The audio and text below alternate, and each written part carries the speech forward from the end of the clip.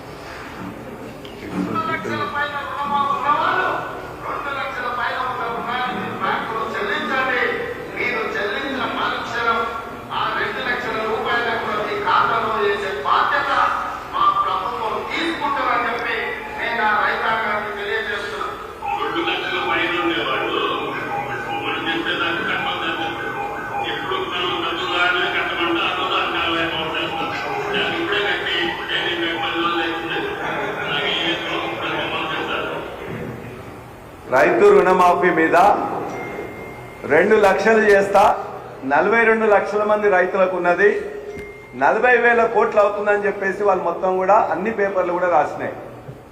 కానీ క్యాబినెట్కి వచ్చేసరికి దాన్ని ఏం చేశారు, స్టేట్ లెవెల్ బ్యాంకర్స్ మీటింగ్లో 40,000 కోట్లు చెల్లించాలని చెప్పి దాన్ని క్యాబినెట్ మీటింగ్ వచ్చేసరికి 31,000 కోట్లు చెల్లించాలని చెప్పేసి తీర్మానం చేసింది.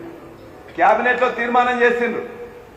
అసెంబ్లీకి వచ్చేసరికి బడ్జెట్లో వాళ్ళు పెట్టింది 27,000 కోట్లు. కానీ వాళ్ళు 3 సార్లు బీఆర్ఓ ఇచ్చి వాళ్ళ మేము ఇస్తామని చెప్పింది 17,000 కోట్లు.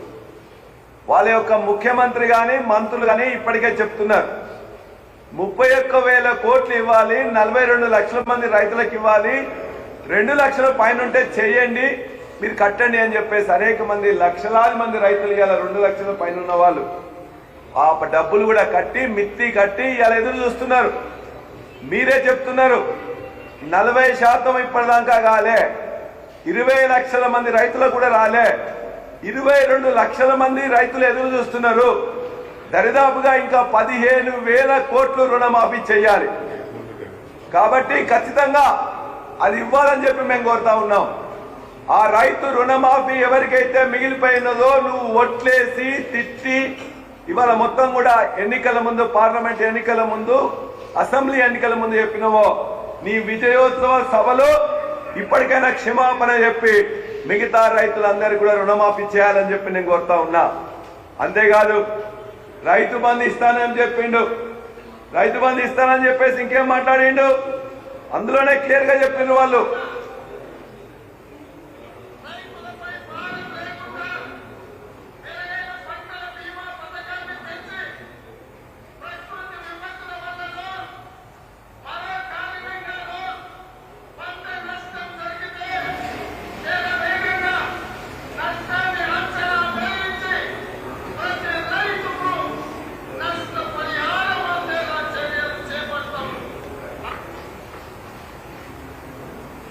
ఇవన్నీ కూడా రైతు వేదికలు ఇక్కడనే జరిగినాయి. ఇక్కడ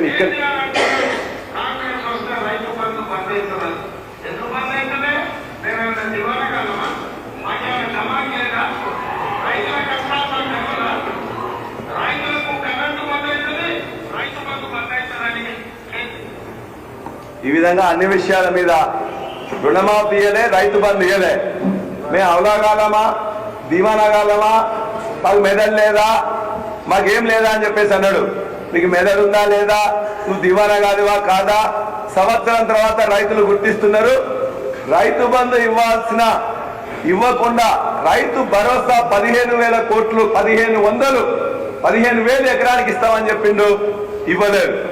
ముందు నువ్వు క్షమాపణ చెప్పి రైతు బంధు వెంటనే వేసి ఆ తర్వాత నీ విజయోత్సవాలు చేసుకోమని చెప్పి నేను కోరుతున్నా. కౌలు రైతులకు కూడా రైతు బీమా ఇస్తా అని చెప్పిండు, కౌలు రైతులకు రైతు బీమా ఇస్తా అని చెప్పిండు, ఇవ్వలేదు. పంటల బీమా కేసీఆర్ గారు చేయట్లేదు, ఆ పంటల బీమా నేను చేస్తా. ప్రైమ్ మినిస్టర్ ఫసల్ బీమా యోజనలో మేము పార్టిసిపేట్ చేస్తాం. ఈ ప్రభుత్వం కేసీఆర్ గారు ప్రభుత్వం చేయట్లేదు అన్నాడు.